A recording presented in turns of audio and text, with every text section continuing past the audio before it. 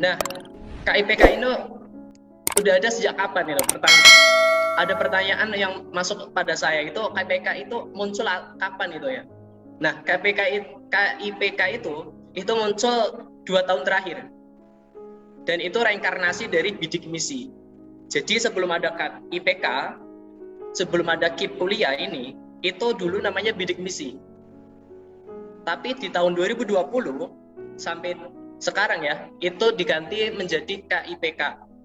Jadi mereka mahasiswa yang diterima di perguruan tinggi dan diterima menjadi mahasiswa KIPK itu tahun 2020 dan 2021 dan mungkin kedepannya nanti. Dan bagi mereka yang tahun 2019 maksud saya dan ke atas itu namanya masih bidik misi.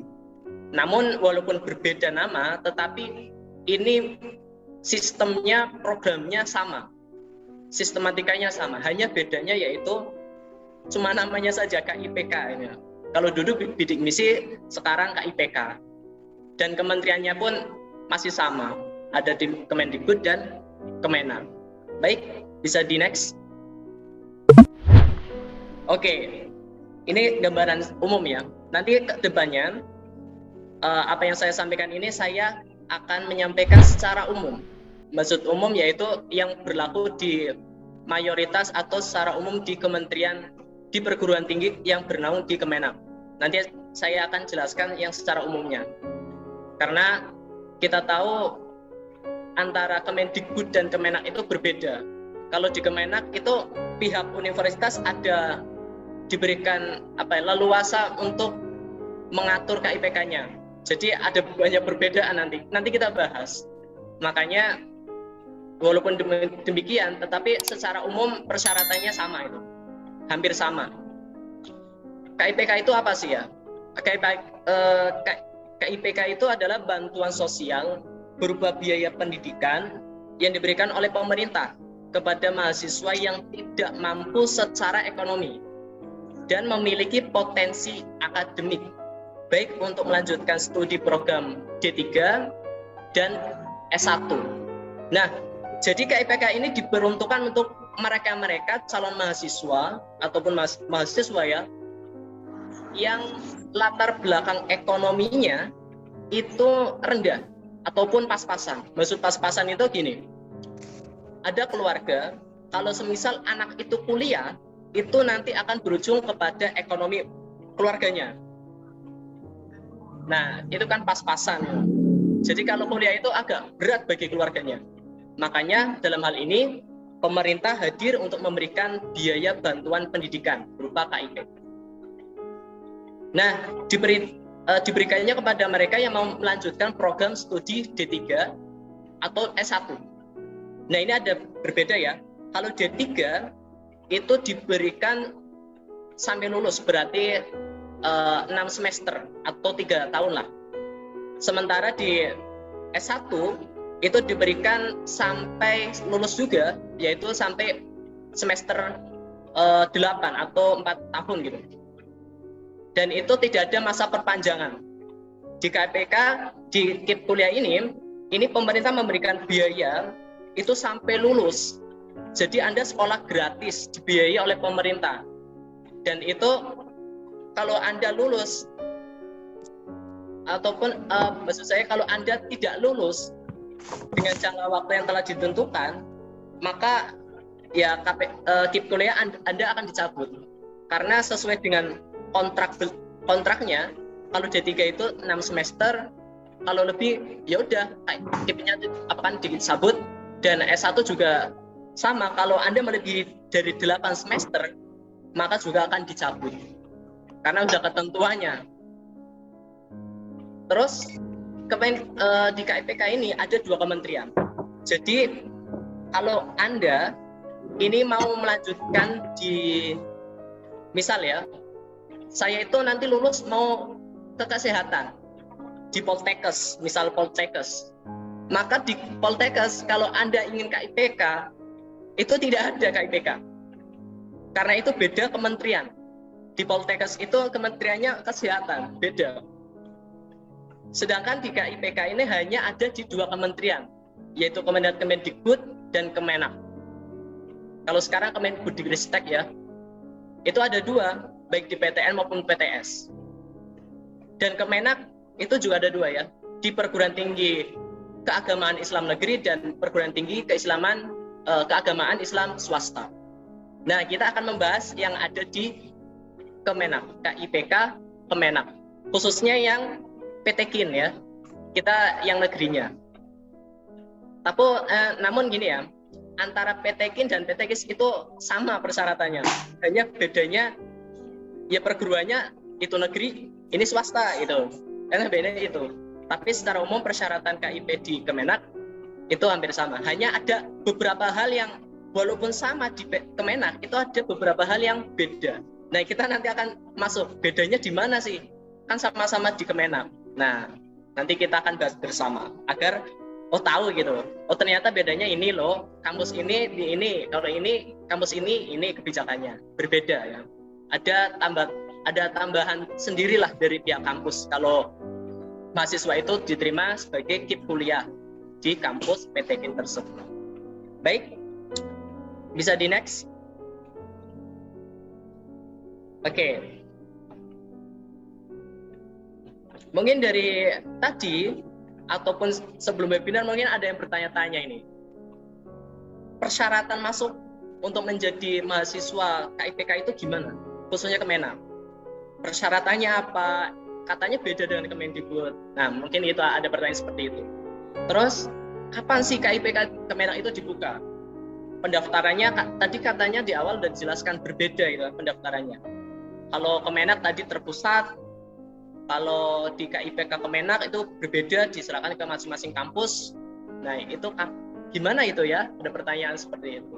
Mungkin ada pertanyaan lagi, mekanisme pendaftarannya gimana itu? Seleksinya bagaimana itu mekanismenya? Ataupun gimana sih ya caranya?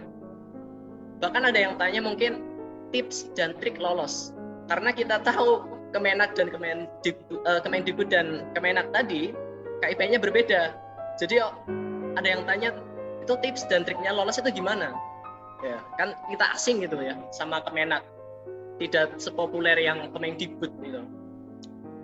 Mungkin dalam pertanyaan ini kita akan bahas satu persatu agar sekiranya kita paham. Oh, ternyata persyaratannya seperti ini loh. Oh, pendaftarannya itu kapan sih? Oh, ini loh. Mekanisme seleksinya itu bagaimana? Apakah sama dengan Kemendikbud atau bagaimana? Atau tips triknya bagaimana? Nah, kita akan bahas bersama. Oke ya, bisa di next. Nah, ini ada perbedaan ini antara Kemendikbud dan Kemenak. Secara umum ya, mungkin hal ini mungkin ada beberapa perbedaan. Namun ini yang mungkin saya agak menjadi pilihan ya untuk Anda. Secara garis besar ataupun yang ini menurut saya penting ini ya, perbedaan ini. Perbedaannya bagaimana kalau Kemenak dan Kemendikbud? Yang pertama ada di portal pendaftaran. Portal pendaftaran di lembaga Kemendikbud Ristek ya, itu portal pendaftaran KIPK-nya secara terpusat. Jadi satu itu linknya ada sendiri. Namanya kalau nggak salah KIP Kemendikbud kan, KIP kuliah Kemendikbud. Pokoknya nanti cari aja, ada lah. Karena itu terpusat, linknya cuma satu, daftarnya di situ. Kalau mau masuk perguruan tinggi ini, perguruan tinggi A, B, C, D, maka pendaftaran pertama KIP kuliahnya ada di satu link itu. Nah, jadi enak. Dan sifatnya itu di awal ya, dibuka di awal jalur PTN. Jadi kan jalur PTN itu kan ada di LTMPT loh, ada SBMPTN, SNMPTN. Itu berbarengan dengan pendaftaran tersebut. Dan kalau Anda nanti kita akan bahas ya jalur masuknya. Dan itu istilahnya apa ya? Intinya di portal pendaftaran Kemendikbud itu KIPK-nya terpusat dan dibuka pada saat jalur masuk. Kalau ada jalur SNMPTN, maka ada pendaftaran KIP kuliah Kemendikbud. Nah, itu nanti Anda cantumkan di seleksi SNMPTN ataupun ada SBMPTN, nanti diterakan saja dan itu Anda terdaftar sebagai KIP ya, penerima KIP kuliah di Kemendikbud. Namun di Kementerian Agama atau Kemenak ya, di portal pendaftarannya itu diserahkan di masing-masing pihak kampus, pihak universitas, dan dibuka setelah lolos jalur masuk PTKIN. Jadi sifatnya tidak terpusat, diserahkan ke masing-masing kampus. Semisal dan dibuka setelah lolos loh ya, lolos jalur masuk. Nanti kita akan bahas jalur masuk PTKIN itu seperti apa.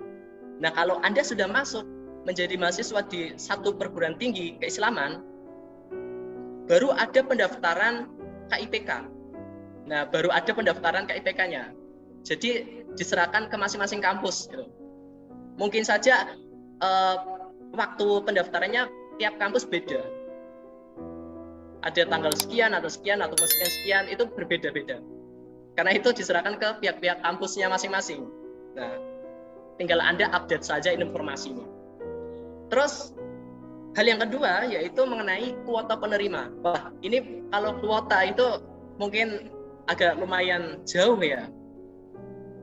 Di Kemendikbud sendiri itu setiap kampusnya, per kampusnya, atau setiap universitasnya itu kurang lebihnya ada 1.000 penerima, calon penerima ya, 1.000 itu.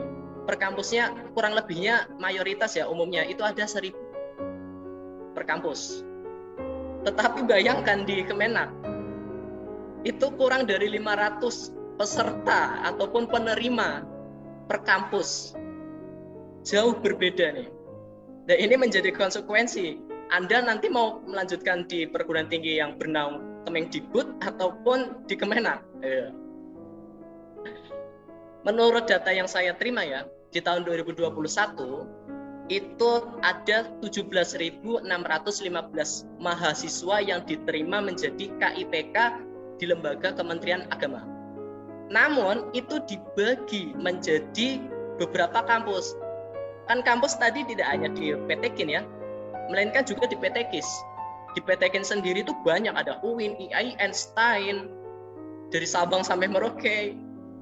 Ditambah lagi PTKIS, perguruan tinggi keagamaan Islam swasta, yang jauh lebih banyak daripada PTKIN.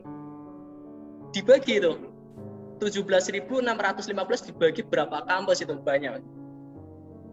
Jadi kuotanya itu sedikit. Dengan demikian, dengan kuota ini maka bisa ditarik kesimpulan bahwa seleksi di Kemenak itu lebih sulit daripada Kemendikbud. Nah, sulitnya gimana? Yaitu pesertanya itu sedikit daripada Kemendikbud. Jadi peluang masuknya lebih menguntungkan di Kemendikbud itu. Nah, tinggal Anda berusaha saja kalau ingin masuk di Kemenak itu. Namun ini ada beberapa catatan.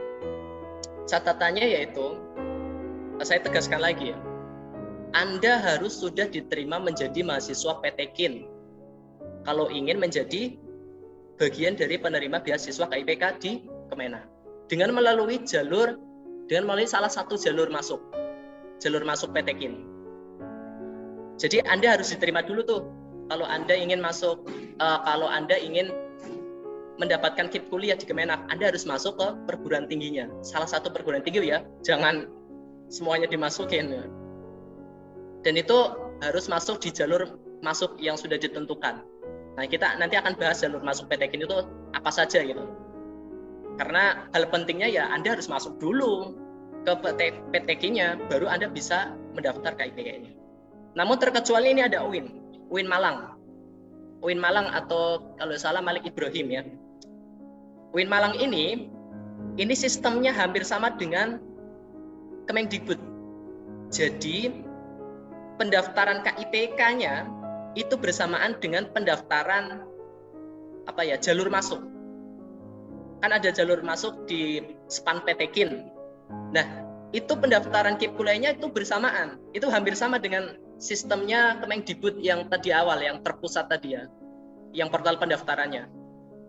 Itu dibuka dari awal. Itu di UIN Malang, yang saya dapat informasi dari salah satu mahasiswa di sana. Nah, itu harus Anda ketahui itu. Jadi kalau Anda ingin ke UIN Malang, Anda harus teliti. Anda harus juga mendaftar KIPK di UIN Malang, di websitenya UIN Malang. Nah, karena itu pendaftarannya berbarengan dengan jalur masuk SPANPTKIN atau UMPTKIN. Mungkin itu bisa di next ya. Oke, kita bahas nih jalur masuknya. Tadi kita secara garis besarnya, kalau ingin mendapatkan KIPK Kemenak, Anda harus masuk ke PTKIN-nya terlebih dahulu. Jalur masuknya seperti apa? Nah, ini ada menguntungkan ya kalau masuk ke PTKIN. Kenapa menguntungkan? Kita bandingkan dengan Kemendikbud. Kemendikbud itu hanya ada mungkin LTMPT dan UM ya. Tetapi kalau PTKIN itu ada LTMPT, ada SPANPTKIN, UMPTKIN, dan yang terakhir ada ujian mandiri. Nah, kita bahas nih jalur masuk PTKIN dulu. Yang pertama ada lembaga LTMPT ya. Itu ada Anda masuk PTKIN bisa melalui SNMPTN ataupun UTBK SBMPTN. Nah, kalau kita udah tahu lah, pasti udah tahu lah kalau SNMPTN Anda masuk melalui jalur akademik rapot gitu kan. Dan itu ada persentasenya, kalau akreditasi A berapa persen, B berapa persen, kita udah tahu lah. Terus di UTBK SBMPTN PTKIN juga ada karena LTMPT itu dibuka untuk dua kementerian tadi ya, ada Kemenak, ada yang Kemendikbud. Nah, Kemenak ini juga masuk ke salah satu seleksi LTMPT, yaitu melalui jalur UTBK SBMPTN juga. Nah, ini ada beberapa hal nih yang Anda ketahui. Anda misalnya sudah mempunyai KIP kuliah di SMA ataupun Anda mendaftar di sebelum masuk UTBK SBMPTN, itu kan ada link pendaftaran KIP kuliah Kemendikbud. Nah, link pendaftaran KIP Kemendikbud itu Anda kan suruh mendaftar sebelum memilih jalur ini, SBMPTN maupun SNMPTN, khususnya SBMPTN ini. Anda suruh mendaftar KIPK di Kemendikbud, dan Anda setelah mendaftar itu akan mendapatkan nomor KAP dan PIN-nya. Kalau Anda masuk diterapkan di UTBK SBMPTN yang latar belakang perguruan tingginya adalah Kemendikbud, maka biaya akan digratiskan karena Anda terdaftar sebagai calon KIPK di Kemendikbud, akan digratiskan. Namun kalau Anda walaupun sudah mendaftar di KIPK Kemendikbud di portal pendaftaran KIPK Kemendikbud ya, dan Anda masukkan nomor KAP dan PIN-nya di UTBK SBMPTN, namun Anda memilih perguruan tingginya di PTKIN, baik itu UIN, IAIN maupun STAIN, itu tetap dikenakan biaya. Jadi harus membayar tetap walaupun Anda sudah terdaftar. Kenapa demikian? Karena Anda terdaftarnya di Kemendikbud. Jadi jangan heran ya kalau semisal, saya kan udah diterima sudah disahkan, udah mendapatkan nomor PIN dan KAP-nya di KIPK Kemendikbud. Tapi kok pada saat saya masukkan di UTBK SBMPTN, saya memilih jalur perguruan tingginya keislaman kok bayar?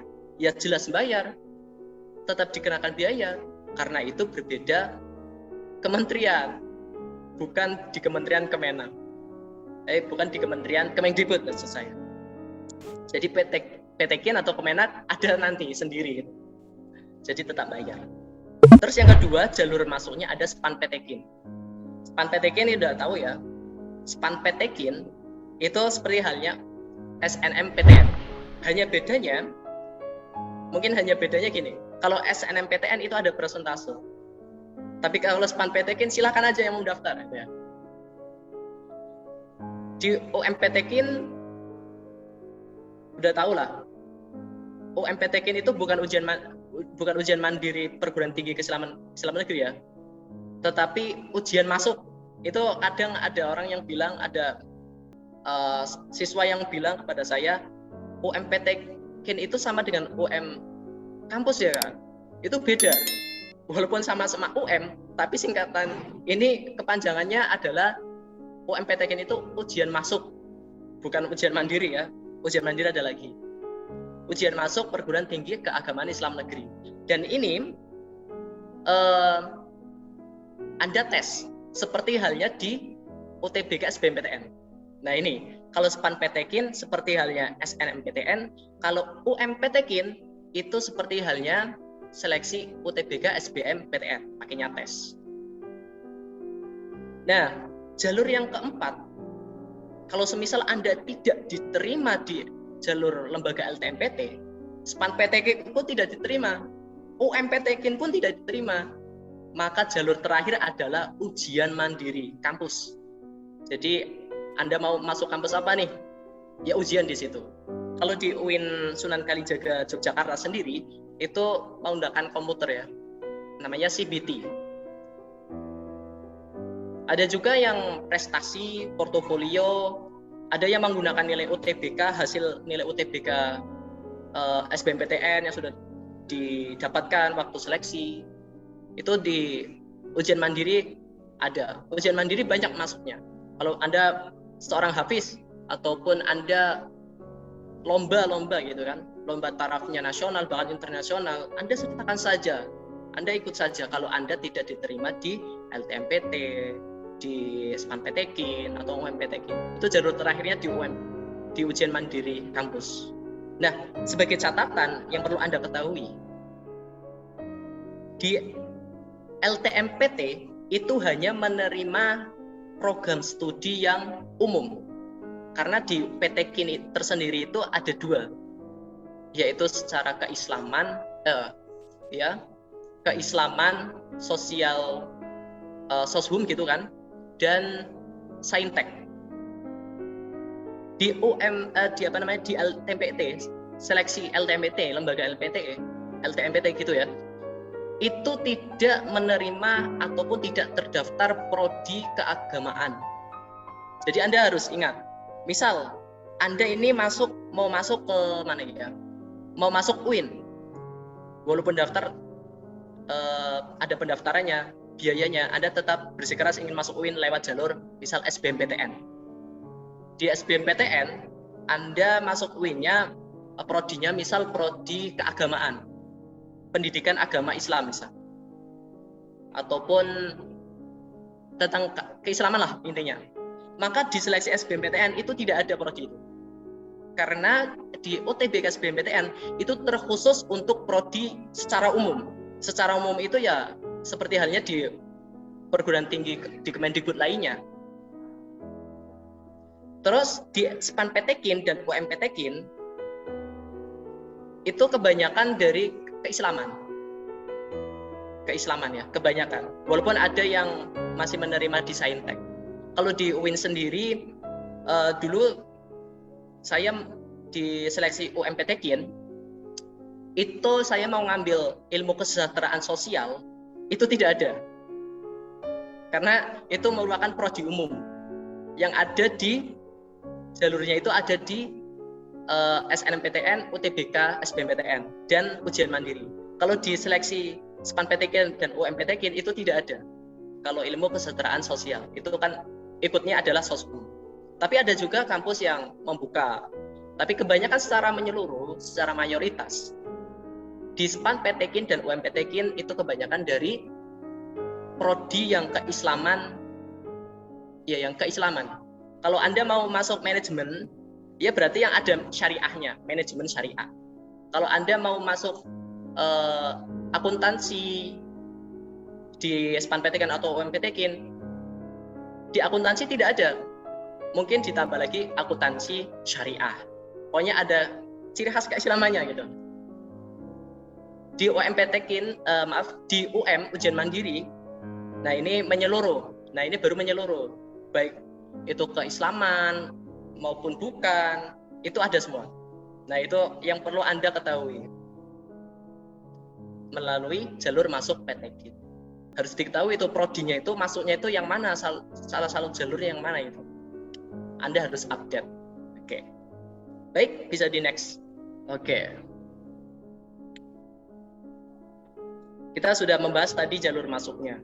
Misal, kan secara hal pentingnya adalah Anda harus masuk dulu ke kampus ya.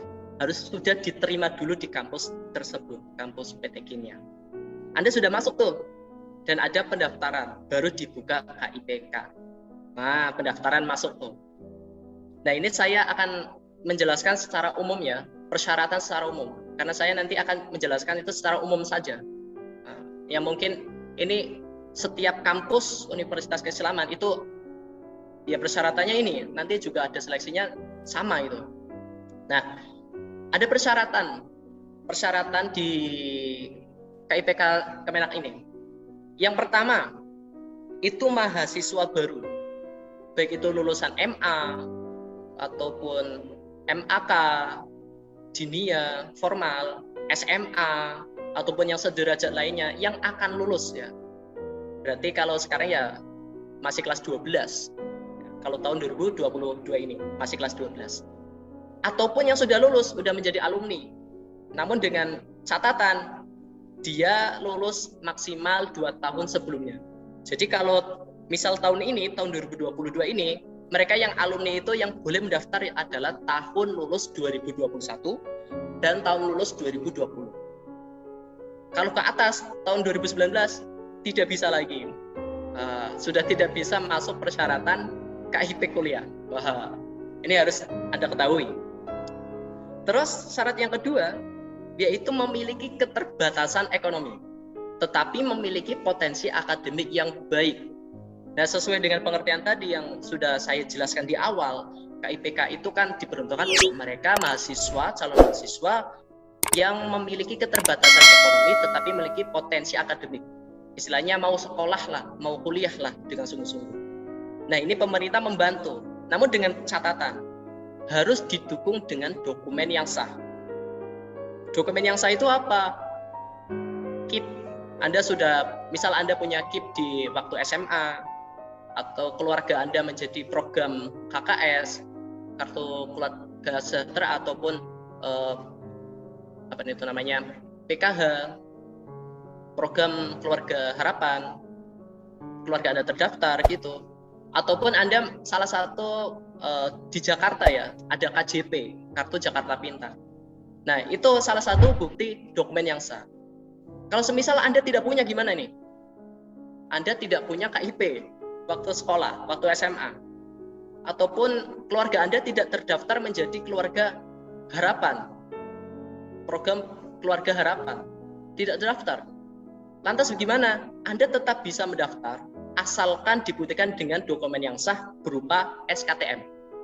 Surat keterangan tidak mampu yang diterbitkan oleh desa ya, pemerintahan desa. Tapi dengan catatan nih, Anda harus memiliki persyaratan kalau semisal di keluarga Anda itu memiliki penghasilan yang berpenghasilan ya, itu minimal maksimal 4 juta rupiah per bulan. Dan jumlah gabungan ya, gabungan kotor gitu kan, dari pendapatan keluarga Anda yang bekerja itu digabungkan semua pendapatan kotornya dibagi dengan jumlah keluarga tanggungan yang ada di keluarga Anda. Jadi semisal gini, orang tua Anda itu kan ada ayah ibu, itu semuanya bekerja. Misal masing-masing ayah 1 juta per bulan, ibu juga 1 juta per bulan.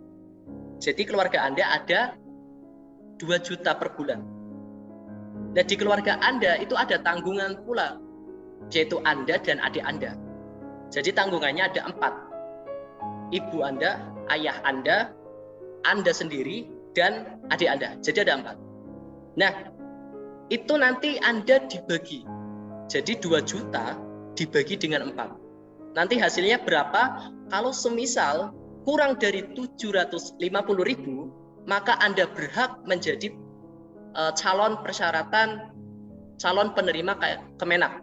Dan Anda berhak untuk meminta SKTM ke pemerintahan desa.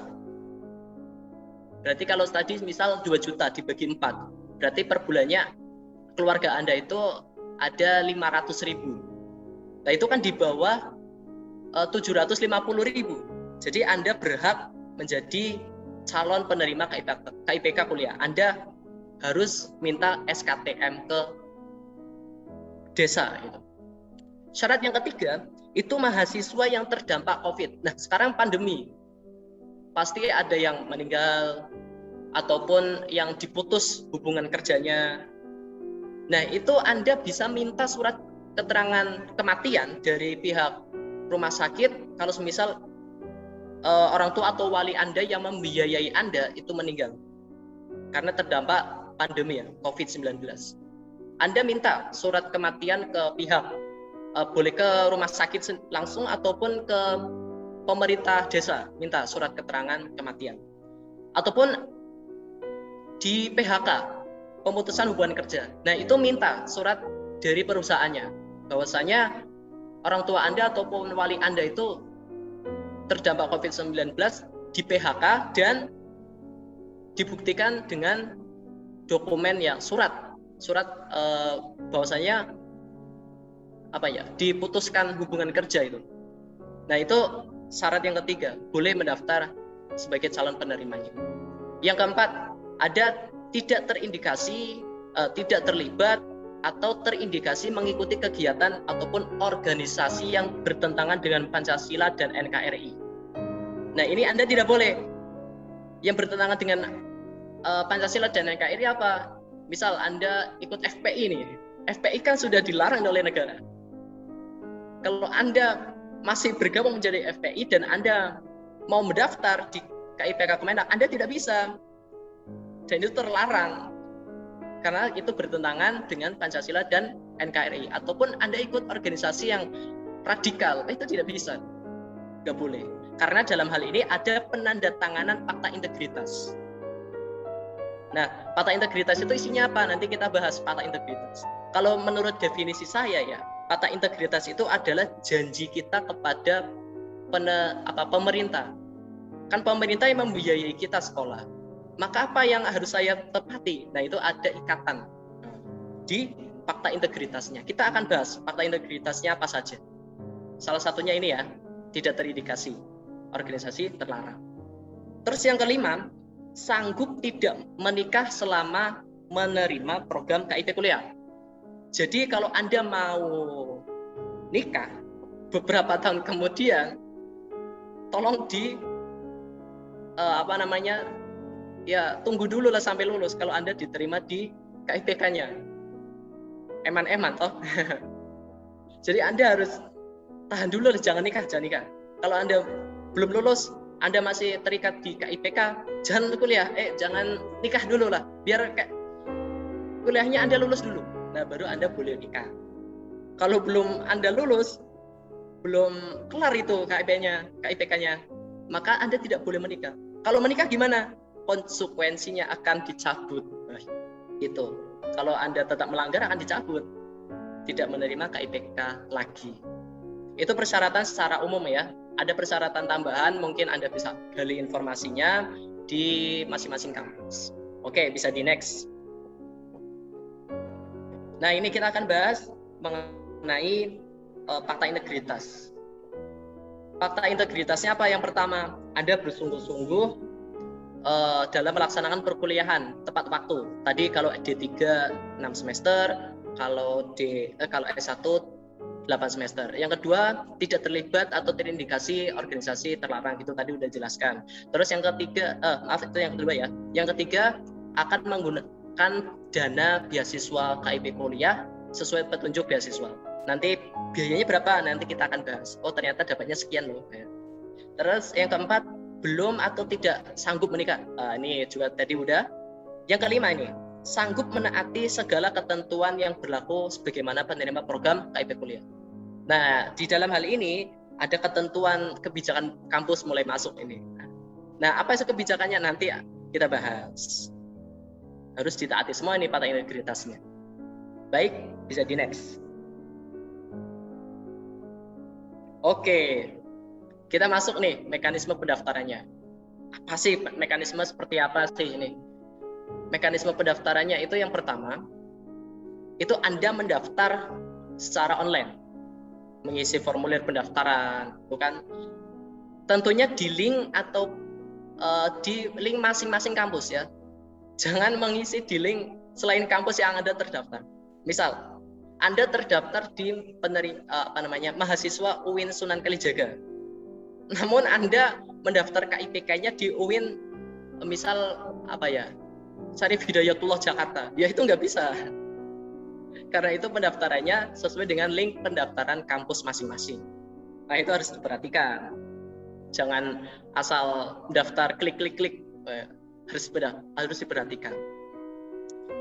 Setelah Anda mendaftar secara online, pasti ada persyaratan berkasnya. Anda harus tahu ini, persyaratan berkasnya apa saja. Itu Anda harus siapkan. Jangan sampai ada yang keliru ataupun salah. Atau lebih tepatnya Anda palsukan. Jangan sampai Anda palsukan. Kalau Anda terbukti memalsukannya, mohon maaf, nanti ke depannya kalau ketahuan, ya pasti otomatis nanti ketahuan. Akan dicabut KPN. Jangan ada pemalsuan berkas ya. Ini penting ini, jangan ada pemalsuan berkas. Dan berkasnya harus sesuai, asli gitu. Tidak direkayasa. Nah, setelah berkas Anda tahu, terus Anda mendaftar di universitasnya, di KIPK kampusnya tadi, maka proses selanjutnya yaitu Anda mengikuti seleksi calon penerimaan program kuliah di PTP atau perguruan tinggi penyelenggara ataupun kampus. Anda ikuti. Biasanya ini ada seleksi lanjutan. Kalau Anda sudah mengisi formulir pendaftaran KIP, calon penerima KIP di kampus tersebut, nanti Anda harus pantau terus perkembangannya. Nah, itu Anda harus ikuti, jangan sampai terlewat. Kalau terlewat, nanti akan berimbas kepada ya bisa sampai Anda tidak tahu, bahkan tidak diterima. Itu yang membahayakan itu kalau Anda tidak ikuti seleksi sesuai dengan kampus. Jadi harus Anda perhatikan seleksi mekanisme pendaftaran tiap kampus. Oke, bisa di next.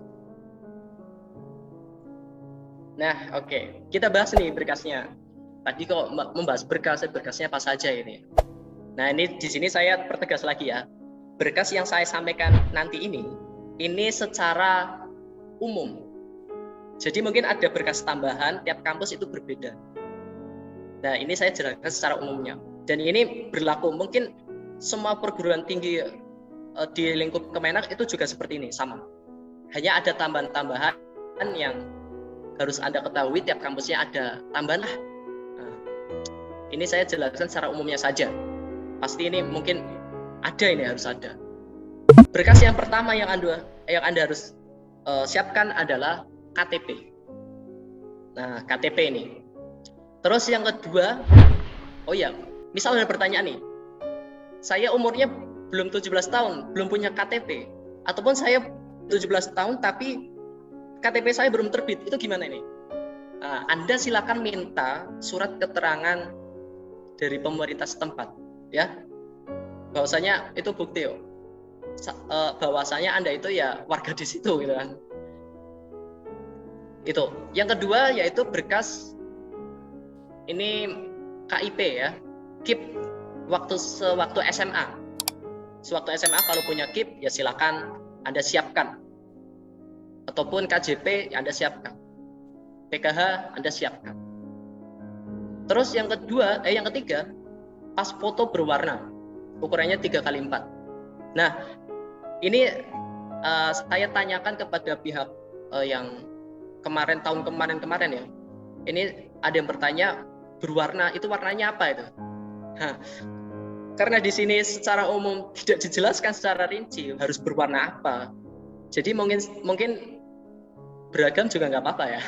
Secara umum atau biru atau merah. Kalau dulu saya warnanya merah. Karena tidak dijelaskan harus berwarna apa gitu. Karena di sini cuma pas foto berwarna intinya. Ukurannya 3x4. Berkas yang lain yaitu rapot semester 1 sampai dengan 6. Nah, pasti udah ada lah. Nah, nanti itu dilegalisir. Ya, harus terlegalisir. Yang fotokopian ya, dilegalisir. Kalau yang asli jangan dilegalisir lah. Yang fotokopian aja yang dilegalisir oleh kepala sekolah. Rapot semester 1 sampai dengan 6. Yang itu nilainya adalah nilai keterampilan dan nilai pengetahuan. Itu semuanya. Terus yang selanjutnya, ijazah. Ijazah itu juga harus dilegalisir. Kalau fotokopian harus dilegalisir. Kalau misal ada pertanyaan, saya belum punya ijazah gimana? Ijazah saya belum terbit gimana? Maka Anda kan ada SKL. Nah, SKL itu Anda gunakan. Dan itu juga harus dilegalisir pula kalau fotokopian. Untuk berkas selanjutnya, oke, bisa di next. Berkas selanjutnya yaitu prestasi kalian sewaktu SMA. Sewaktu MA. Pokoknya SLTA gitu, sederajat. Anda itu waktu SLTA itu ngapain aja tuh prestasinya? Akademik dan non-akademik. Kalau akademik, mungkin di kurikulum Kurtilas ini, Anda bisa minta surat ranking ya. Walaupun ranking Anda naik turun, nggak apa-apa. Serahkan aja. Nah, itu sebagai prestasi akademiknya. Kalau non-akademik, ya Anda ikut lomba apa, bidang sains, bidang olahraga, bidang seni, silakan ikutin. Asalkan dengan catatan, prestasi tersebut itu minimal adalah tingkat kabupaten juara 3. Minimal itu, tingkat kabupaten juara 3. Terserah mau lomba apa, asalkan tingkat kabupaten juara 3. Nah, ada pertanyaan semisal gini, itu kegiatannya bukan lomba, gimana Kak? Kalau bukan lomba, semisal kegiatan biasa, namun eventnya adalah berkelas, berbobot, bisa dipertanggungjawabkan, ya. Ada yang pihak yang memang bertanggung jawab, misal dinas apa gitu, atau pemerintah apa melakukan kegiatan apa yang eventnya itu besar ya, bisa dipertanggungjawabkan. Misal di lingkup kabupaten ataupun yang lainnya, bahkan nasional, itu Anda serahkan saja bukti sertifikat ataupun surat keterangannya. Nah, itu nanti akan berpengaruh pada sistem seleksi yang akan dilakukan nanti. Nanti kita akan bahas seleksinya itu seperti apa. Nah, itu Anda harus apa ya? Kalau semisal ada pertanyaan, saya itu SLTA nggak punya prestasi gimana ya? Ya nggak apa-apa. Tapi nanti akan berpengaruh kepada seleksinya, seleksi KIPK di kampus tersebut. Nah, karena ini nilai plusnya. Yang selanjutnya adalah fotokopi rekening bulan terakhir ya, dan bukti pembayaran PBB. Nah, misal ada pertanyaan nih untuk pembayaran PBB. Saya itu rumahnya itu bareng sama orang tua saya. Maksud orang tua saya adalah nenek saya ya. Jadi orang tua Anda itu tinggal bareng sama kedua orang tua Anda, nenek kakek Anda. Itu gimana tuh? Kan belum punya tanah. Maka Anda minta surat keterangan dari desa bahwasannya nanti dari pemerintah desa tahulah seperti apa suratnya. Ataupun Anda ngekos, nggak punya apa-apalah, nggak punya PBB itu nggak ada pajaknya, karena Anda ngekos, nitip orang lain, tanah orang lain. Maka Anda ke pemerintah setempat, ke pemerintah desa, Anda minta surat keterangan bahwasanya Anda tidak punya tanah, misal seperti itu, atau tidak membayar PBB atau gimana. Itu sebagai Anda itu ya rajin pajak kalau Anda punya tanah yang Anda tinggali atau rumah yang Anda tinggali. Itu. Terus yang selanjutnya, menunjukkan penghasilan orang tua bagi calon penerima yang tidak memiliki kartu Indonesia Pintar ataupun KKS ataupun PKH ataupun KJP. Jadi tadi ada persyaratan kan harus ada dokumen KIP sebagai berkasnya. Namun kalau tidak punya gimana? Ya tadi Anda minta surat keterangan tidak mampu ke pemerintah desa dan harus menunjukkan ataupun minta surat penghasilan dari desa. Surat penghasilan tadi isinya tahulah berapa. Pokoknya kalau semisal kurang dari 750 per bulan di keluarga Anda berhak meminta surat SKTM dan penghasilan di desa. Itu sebagai pengganti kalau Anda tidak punya KIP sewaktu SMA. Selanjutnya adalah fakta integrasi. Nah, fakta integrasi nanti juga ada suratnya, Anda tanda tangan, dan itu sebagai berkas yang Anda harus lengkapi. Baik, itu adalah berkas-berkas pendaftarannya. Kita next. Yang selanjutnya, ini adalah mekanisme pendaftaran. Yang pertama, calon penerima program KIP adalah mahasiswa yang telah resmi diterima oleh PTP penyelenggara ya, perguruan tinggi penyelenggara, melalui seleksi yang berlaku. Tadi sudah dijelaskan. Yang kedua, PTP ataupun kampus itu menyelenggarakan seleksi calon penerima KIP kuliah yang memenuhi persyaratan dengan skala urutan prioritas. Nah, ini ada skalanya prioritas. Yang pertama, mereka yang terdaftar sebagai KIP. Kalau itu yang pertama ya, skala yang pertama, skala prioritas pertama. Yang kedua, diperuntukkan mereka yang tidak punya atau SKTM gitu. Yang ketiga, nah ini ada perbedaan.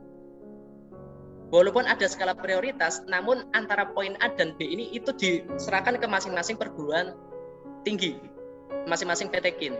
Jadi mungkin saja 50%, 50%, atau mau tidak ada pembatasan skala prioritas, itu mungkin saja bisa. Karena itu diserahkan ke masing-masing PTP. Yang keempat, yaitu mempertimbangkan seleksi dengan potensi akademik, capaian prestasi. Nah, itu nilai plusnya yang Anda harus ketahui dari menyertakan prestasi Anda, baik akademik maupun akademik, lomba-lomba tadi. Itu adalah nilai plus. Nah, harus Anda ketahui. Yang ketiga, berkas pendaftaran dan hasil seleksi calon penerima program KIP kuliah itu disimpan oleh PTP. Jadi, selain Anda mendaftar di online, nanti berkas Anda akan dimohon untuk mengirim ke perguruan tinggi secara secara hard file. Kalau online secara soft file. Nah, filenya Anda harus kirimkan ke perguruan tinggi untuk disimpan untuk seleksi selanjutnya. Apakah itu benar keabsahannya atau tidak? Yang keempat, yaitu hasil seleksi selanjutnya diterapkan oleh PTP. Kalau seleksi unit sudah selesai, maka kuotanya berapa di perguruan tinggi itu nanti ditentukan. Nah, nanti baru keluar SK, surat keputusan dari rektor bahwasanya siapa yang diterima, siapa yang tidak terima. Kalau diterima itu kebijakannya apa saja. Nah, kita akan nanti bahas kebijakannya. Baik, di next. Ini seleksinya ada administrasi, wawancara, tinjau rumah, pengumuman akhir. Kalau administrasi tadi sudah saya jelaskan ada softfile dan hardfile. Softfile itu Anda pendaftaran online dan hardfile-nya Anda disuruh mengirim berkas yang asli melalui kantor pos biasanya. Terus ada seleksi wawancara. Nah, ini insidental, bahkan ada kampus yang tidak menerapkan wawancara. Artinya langsung ke tinjau rumah. Nah, ini di tinjau rumah pun kadang ada yang karena ini pandemi itu difoto. Kalau dulu saya tidak ada wawancara dan tinjau rumah secara langsung, melainkan difoto. Tampak depan, tampak samping, ruang mana itu ada difoto. Nah, itu menjadi salah satu berkas yang harus dikumpulkan. Itu tinjau rumahnya. Kalau dulu sebelum pandemi mungkin ada yang langsung didatangi ke rumahnya. Kalau ini pandemi ya secara foto itu. Yang terakhir ada pengumuman akhir SK. Ini seleksinya secara jelasnya seperti ini. Bisa di next.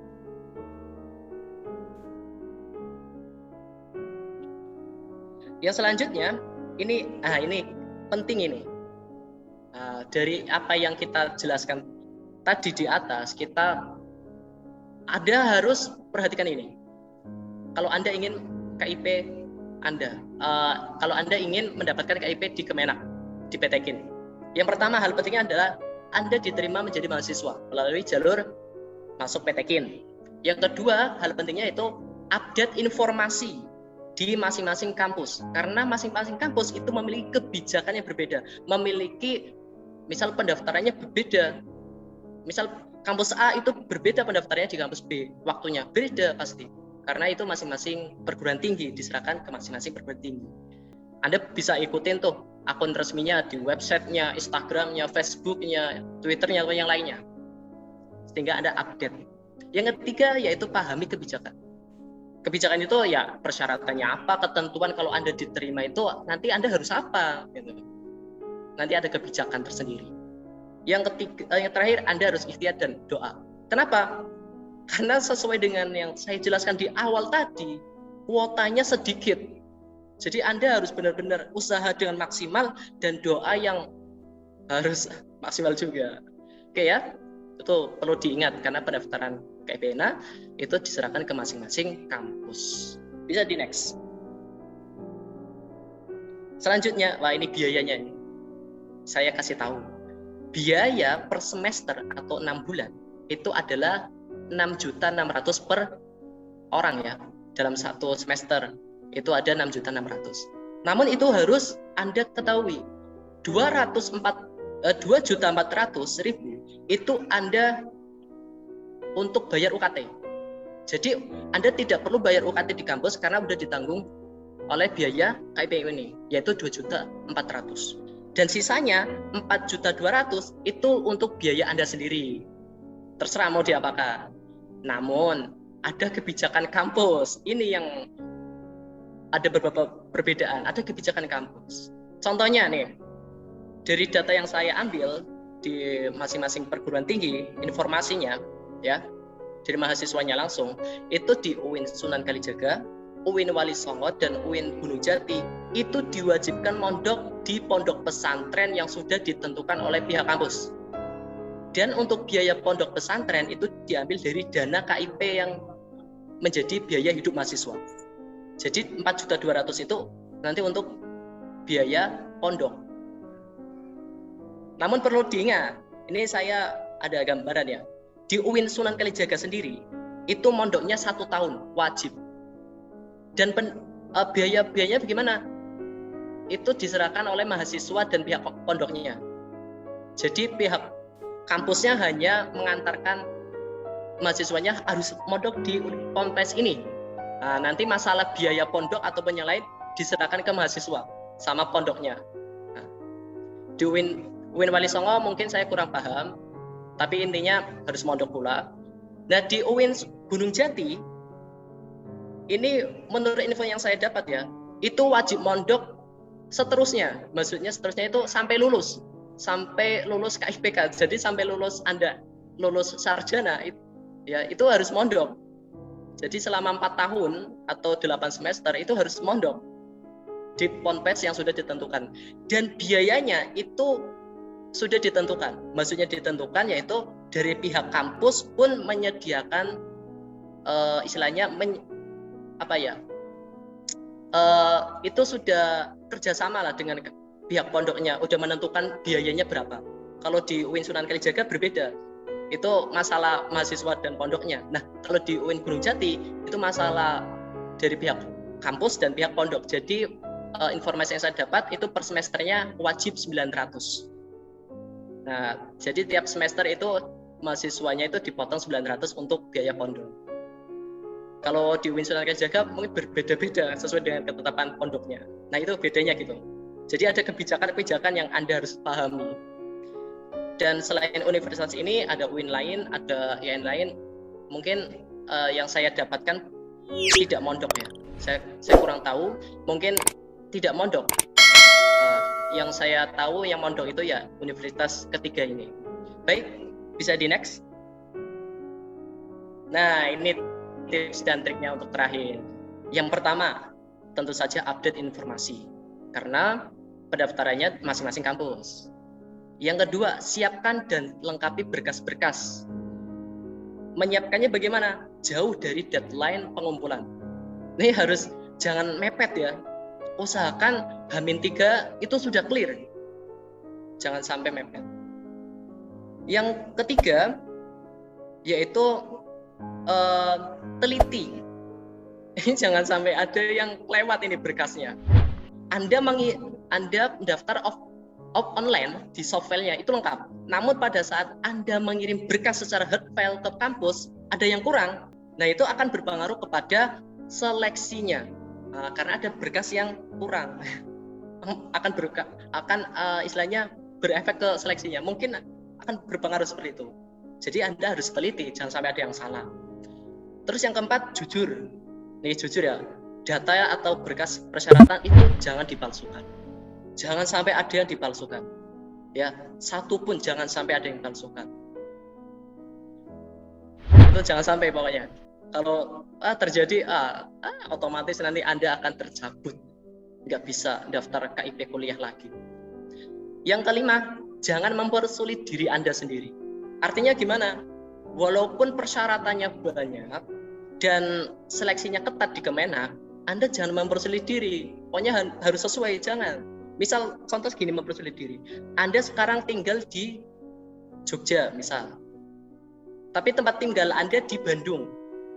Nah itu kan gimana, itu kan harus melengkapi berkas foto sana sini ataupun minta surat keterangan atau surat-surat yang lain, kan harus di Bandung. Nah itu jangan Anda sulitkan diri, kan banyak sekarang zamannya teknologi, silahkan gunakan teknologi. Pokoknya jangan mempersulit diri lah. Yang keenam yaitu duit. Wah ini duit ya. Doa, usaha, ikhtiar, tawakal. Itu penting. Doa supaya Anda diterima, usaha semaksimal mungkin agar berkas Anda sesuai dan diterima pula. Ikhtiar sama tawakal. Pasrahkan kepada yang kuasa. Anda sudah usaha, Anda sudah doa, sudah pasrahkan saja. Semoga akan mendapatkan hasil yang maksimal.